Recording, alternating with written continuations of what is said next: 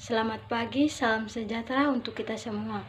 Nama lengkap saya Sofia Yafni Surya, kelas A semester 3 jurusan Sosiologi. Ini adalah tugas video kedua dari mata kuliah Teori Sosiologi Modern. Di video kali ini, saya akan menjelaskan secara singkat berdasarkan pemahaman saya mengenai inti pokok dari buku yang berjudul Pemikiran Sosiologi Kontemporer, Tema dan Teori. Yang pertama, saya akan menjelaskan tentang teori fungsionalisme struktural. Teori fungsionalisme struktural termasuk kelompok teori modern. Dasar dan gagasan utama dari teori fungsionalisme struktural ini memandang realitas sosial sebagai hubungan sistem, yaitu sistem masyarakat yang berada dalam keseimbangan, yakni kesatuan yang terdiri dari bagian-bagian yang saling tergantung, sehingga perubahan satu bagian dipandang menyebabkan perubahan lain dari sistem. Teori fungsionalisme struktural yang diperkenalkan oleh Talcott Parsons merupakan teori dalam paradigma fakta sosial dan paling besar pengaruhnya dalam ilmu sosial di abad sekarang, sehingga dapat disinonimkan dengan sosiologi. Teori ini memfokuskan kajian pada struktur makro atau sosiologi makro, yakni pada sistem sosial yang melalui teori ini Parsons menunjukkan pergeseran dari teori tindakan ke fungsionalisme struktural.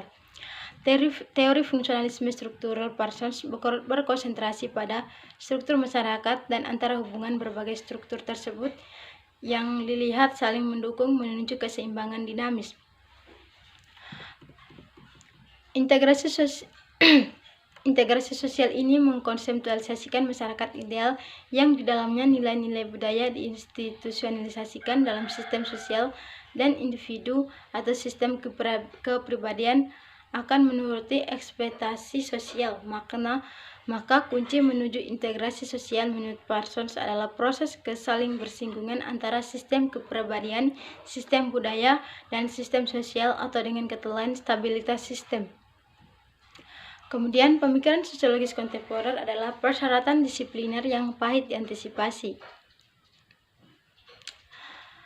Titik awal yang mendasar adalah konsep sistem aksi, itu interaksi aktor individu, yaitu terjadi dalam kondisi seperti itu adalah mungkin untuk memperlakukan proses interaksi sebagai suatu sistem dalam pengertian ilmiah dan tunduk pada urutan analisis teoritis yang sama telah berhasil diterapkan pada jenis sistem lain dan ilmu-ilmu lain.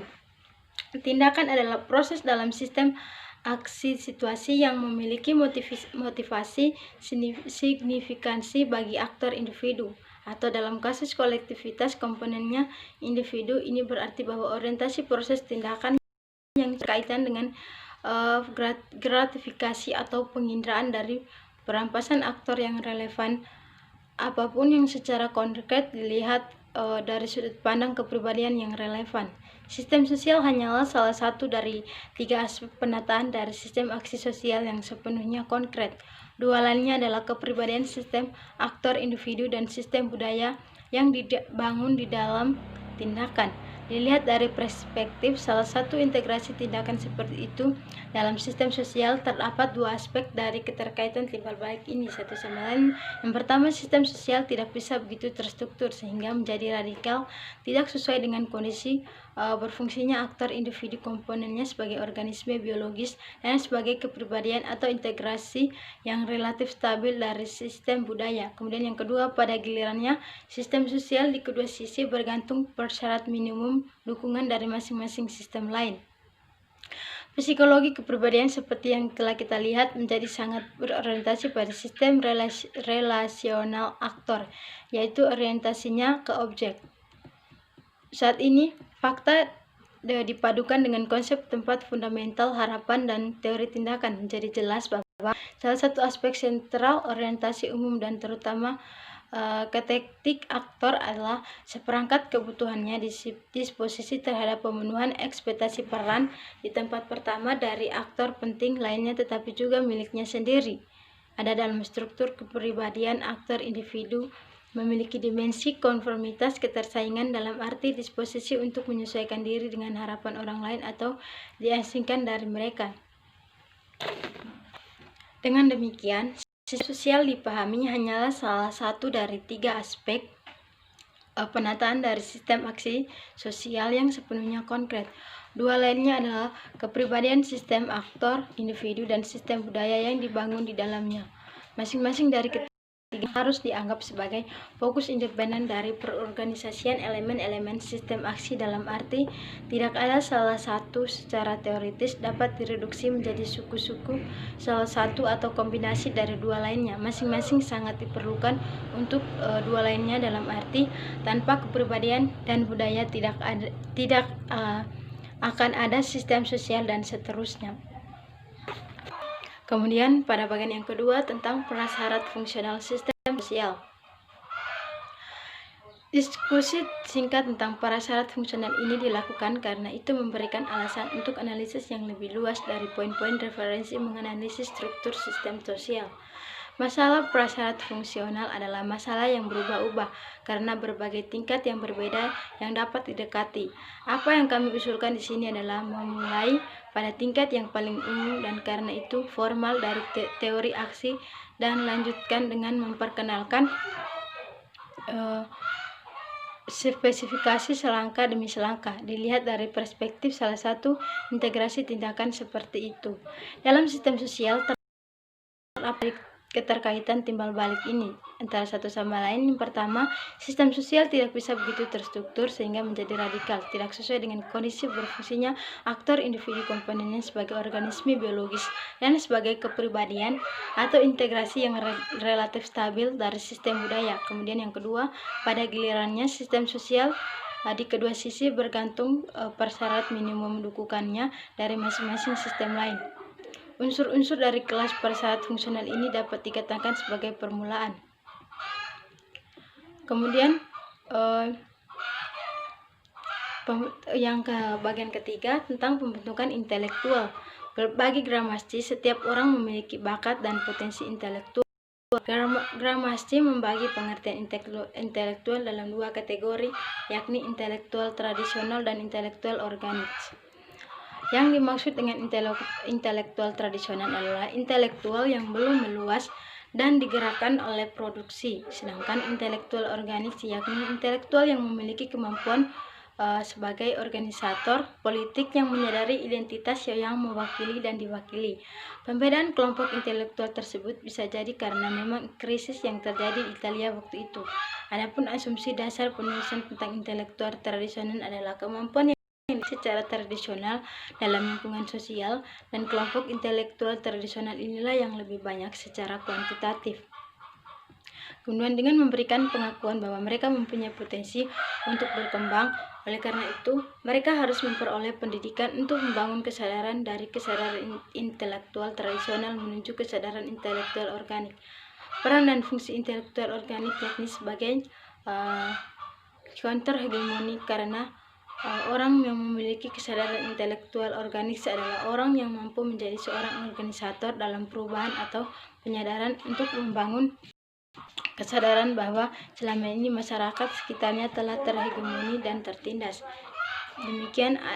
Dengan demikian, ada kategori khususnya yang dibentuk secara historis untuk pelaksanaan fungsi intelektual. Mereka dibentuk sehubungan dengan semua kelompok sosial, tetapi terutama yang berhubungan dengan yang lebih penting, dan mereka menjalani lebih ekstensif dan elaborasi yang kompleks sehubungan dengan kelompok sosial yang dominan. Salah satu karakteristik paling penting dari setiap kelompok yang berkembang menuju dominasi adalah perjuangan untuk mengasimilasi dan menaklukkan secara ideologis para intelektual tradisional, tetapi asimilasi dan penaklukan ini dibuat lebih cepat dan lebih efektif. Kelompok yang dimaksud berhasil secara bersamaan menguraikan organiknya sendiri intelektual. Masyarakat sebagai interaksi simbolik. Interaksi simbolik adalah suatu hubungan yang terjadi secara alami antara manusia dalam masyarakat dan hubungannya masyarakat dengan individu. Interaksi yang terjadi antara individu berkembang melalui simbol-simbol yang mereka ciptakan. Realitas sosial merupakan rangkaian peristiwa yang terjadi pada beberapa individu dalam masyarakat. Interaksi yang dilakukan antara individu itu berlangsung secara sadar dan berkaitan dengan gerak tubuh, vokal, suara, dan ekspresi tubuh yang kesemuanya itu mempunyai maksud dan disebut dengan simbol.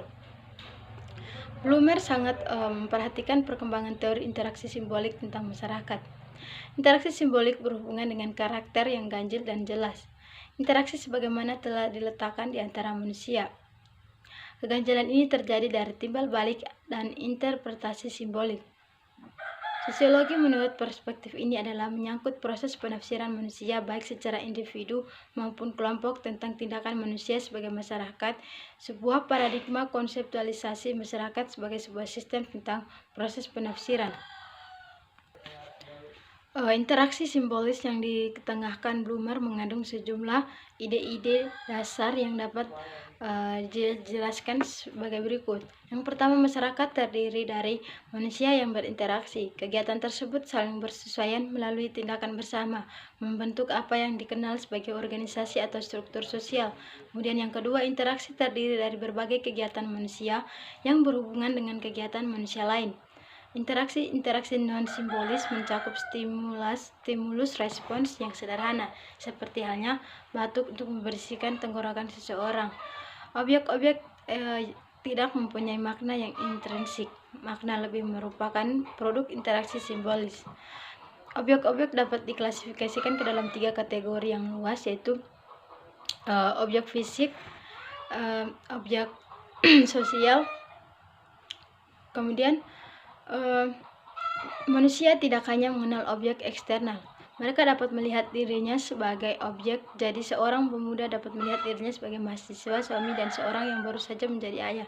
Pandangan terhadap diri sendiri ini sebagaimana dengan semua objek lahir di saat proses interaksi simbolis.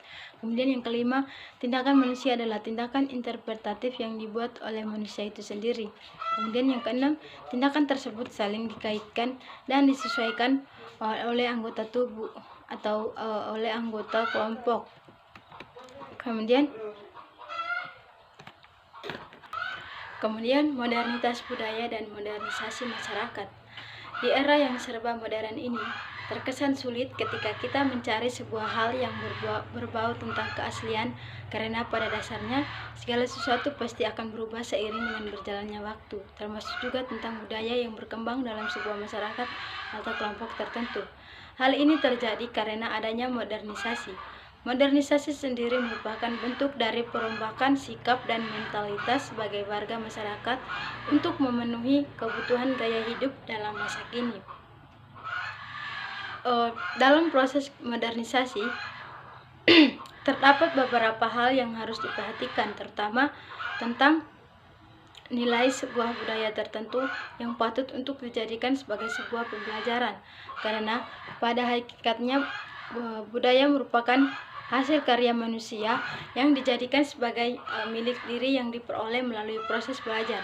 Modernisasi berkembang dalam aspek budaya masyarakat karena tuntutan zaman yang semakin maju, mulai dari aspek industrialisasi yang awalnya menggunakan cara tradisional menjadi cara modern menggunakan mesin-mesin tertentu dalam mengerjakan pekerjaan yang awalnya menggunakan tenaga manusia. Dari aspek atau dorongan individu itu sendiri, ketika zaman serba modern, maka manusia akan semakin dipermudah dan dimanjakan dengan apa yang ada. Manusia sekarang ini semua hal terselesaikan dengan cepat dan mudah tanpa harus melakukan apapun. Salah satu tujuan dari modernisasi adalah terciptanya masyarakat modern yang mengubah struktur dan fungsi masyarakat yang berorientasi ke masa depan. Perubahan merupakan sebuah bentuk dinamika yang pasti akan terjadi dalam sebuah masyarakat karena dorongan individu hidup yang tidak bisa dipungkiri bahwa manusia merupakan makhluk sosial yang tidak bisa hidup sendiri. Perkembangan dalam hal itu juga mampu digunakan sebagai bahan untuk mengembangkan sumber daya manusia yang diberikan oleh Tuhan. Akan tetapi, tidak lantas bisa dikatakan bahwa modernisasi seutuhnya baik bagi kehidupan masyarakat, karena jika ada dampak positif pasti akan ada dampak negatif yang mengikutinya. Jika semua hal dalam modernisasi dimanfaatkan dengan baik, maka akan berdampak baik pula. Akan tetapi jika manusia berpikir bahwa modernisasi hanya akan menjadikan malas, maka modernisasi tak seharusnya dimiliki oleh orang-orang yang pemalas. Untuk menemukan suatu budaya asli masyarakat, tentu saja juga akan sulit karena sudah tercampuri dengan hal-hal yang baru. Penggunaan perangkat modernisasi dengan buruk juga akan merusak mental manusia yang berdampak pada rendahnya tingkat sumber daya manusia. Untuk itu, manfaatkan perkembangan modernisasi budaya masyarakat dengan baik. Baik, sekian saja video dari saya. Kesalahan dan kekurangan. Sekian dan terima kasih.